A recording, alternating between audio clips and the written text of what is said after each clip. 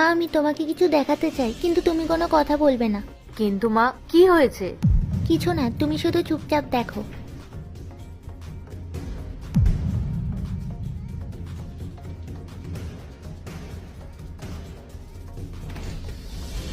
উফ বাবা, অফিসে যা কাজের চাপ।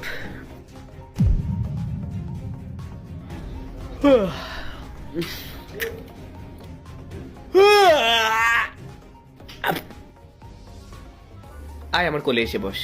না না না না না না, কোলে না, তুই আমার মাথায় এসে বস। সরো দিকে।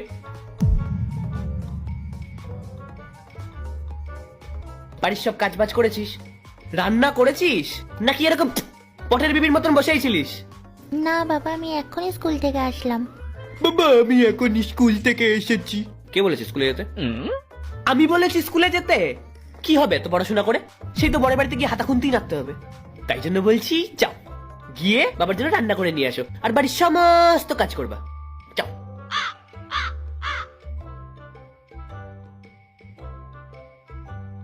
বাবা তুমি কিন্তু আমার সাথে ঠিক করছো না। কোন দিন দেখবে আমি মাকে সব বলে দেবো, তারপর দেখবে মা তোমাকে ছেড়ে দেবে। ও বাবা, আমার তো খুব ভয় করছে। না না মা, এরকম করতে নেই, মাকে কিচ্ছু বলো না। হ্যাঁ, তুই কি ভাবছিস তোর মা তোর সব কথা বিশ্বাস করবে? হ্যাঁ শোন, তোর মা না আমার কথায় ওঠে বসে, তুই গিয়ে বলবি আর তোর মা বিশ্বাস করে নেবে। যা গিয়ে আমার জন্য খাবার বানা। বাবা আমি তো তোমাকে বললাম আমি সবে স্কুল থেকে আসলাম।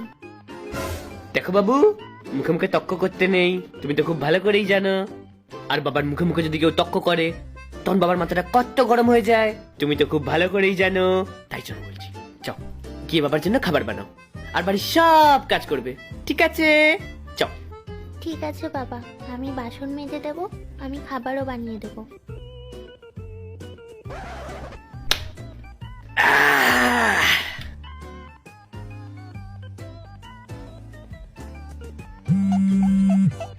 কে রে এখন ফোন করে? হ্যালো। রাহুল, কি করছো তুমি? এই তো শোনা, এই তো অফিস থেকে এসে রান্না করছি। হাই, চলবি না, চুপ। ও বাবা কি কষ্ট আর বলো না। ও, তুমি রান্না করছো? হ্যাঁ, আসলে ঋতিকা তো সবাই স্কুল থেকে আসলো, ওর খুব খিদে পেয়েছে, তাই জন্য আমাকে বললো যে বাবা আমার খিদে পেয়েছে, ওর জন্যই খাবার বানাচ্ছি। আর ঋতিকা কি করছে? ও ও পড়াশোনা করছে। হ্যাঁ, সামনে এক্সাম আসছে না, আমি ওকে বললাম যে মন দিয়ে এখন পড়াশোনা করতে। হ্যাঁ। এ বাবা, তাহলে তো তোমার অনেক খাটনি হয়ে যাচ্ছে, সব কাজ তো তোমাকেই করতে হচ্ছে। তাহলে রাহুল, আমি এক কাজ করি,